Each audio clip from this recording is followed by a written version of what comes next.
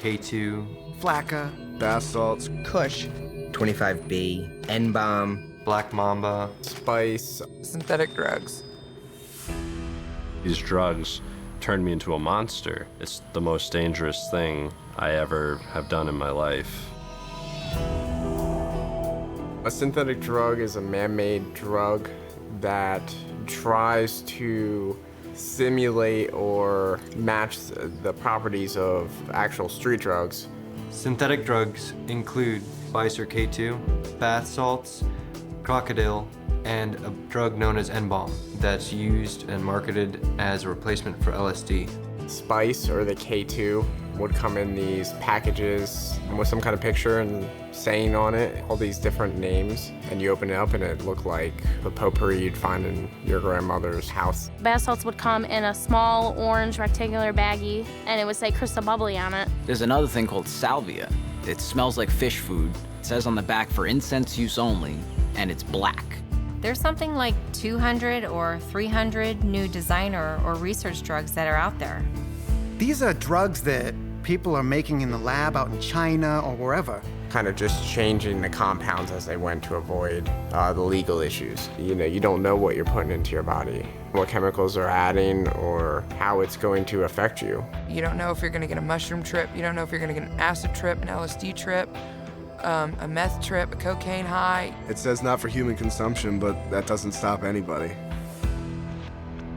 The first time that I took synthetics was when I was 18 or 19 years old. I was about 15 years old. When I first did K2, I was 17, 18 years old. I was probably about 22, 23 years old. I was smoking K2 Spice every day. I did salvia and I did bath salts here and there. I was using bath salts. My buddies was doing it because it was cheaper, easier to get. When you think of drugs, you don't think of a smiley face on a package that looks like it contains like fruit roll-ups or something like that. I got told that the synthetic drug wasn't that big of a deal, like it was okay, it was safe. He's like, it's different, it's synthetic, it's made in a lab. So I was like, okay, all right, if it's gonna get me high, let's just do it. My parents won't find out. So I said, well, it's cheap and it's easy and it's right there, so I might as well, I'll try it. Why not?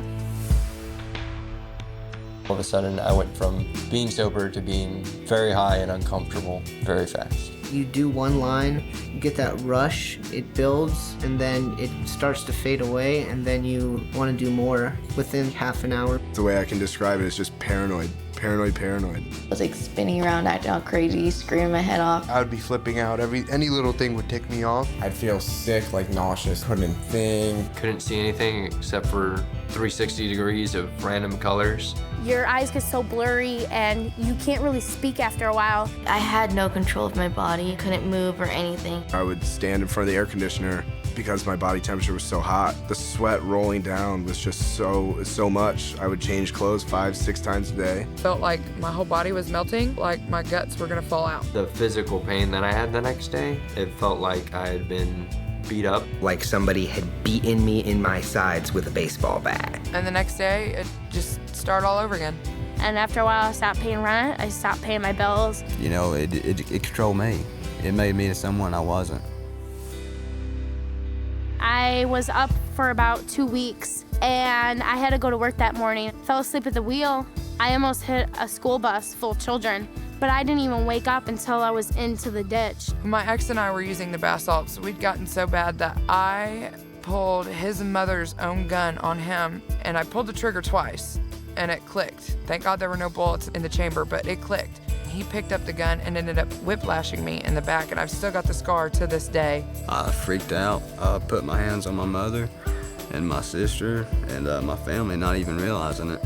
Broke the hinges off the car door, pulled it back around the front of the car, and I don't even remember. Woke up 4 days later in jail. I actually ended up calling the cops on myself to my house 3 times in one night because I thought people were coming through my windows, but they weren't. I remember running out back with a knife in my hand, thinking that there were people coming out of the bushes. I would go at them at the bushes with this knife until, you know, the sun started coming up.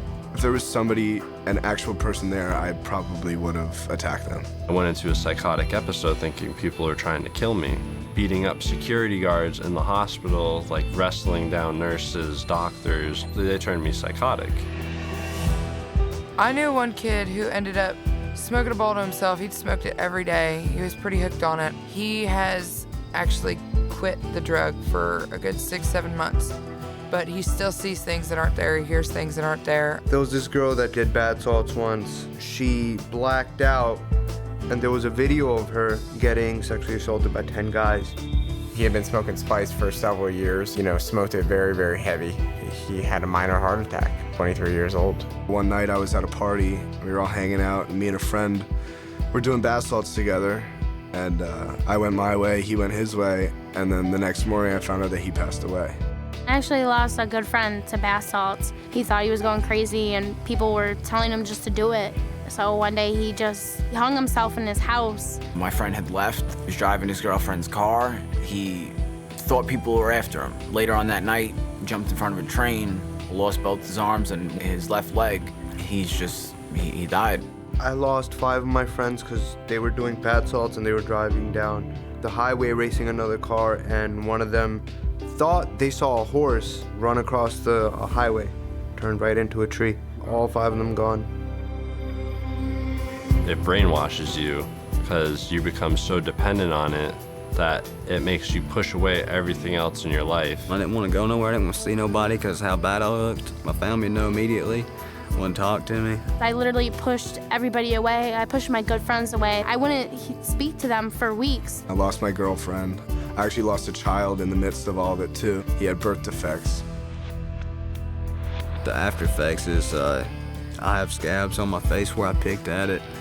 Big old welts, bumps that come up that won't go away. It ruined my teeth, it ruined my hair. I have gray hair, I'm only 22. I still get little chest pains here and there. I still see trails of 2 or 3 people walking when it's just one person. If I have a lot of things I have to do at once, I get real nervous. And I never used to feel like that before I did these drugs. I've known plenty of people that don't have much of a life or an existence at this point. A couple of them are institutionalized because of synthetics. I know a lot of people say that they're never gonna let drugs take over them. They're too strong for drugs. They're more strong-minded than that. But in all reality, the drug, no matter what drug, is stronger than you. I was actually the one to say, I don't get hooked on anything. I'm not an addictive person, and you think you have a hold of it, but you don't. If I never picked up K2 Spice or even tried synthetics in the first place, it wouldn't have led me on, because it led me on to do harder drugs. You will have the life of being used for sex and being mistreated for your drug. It's not worth it.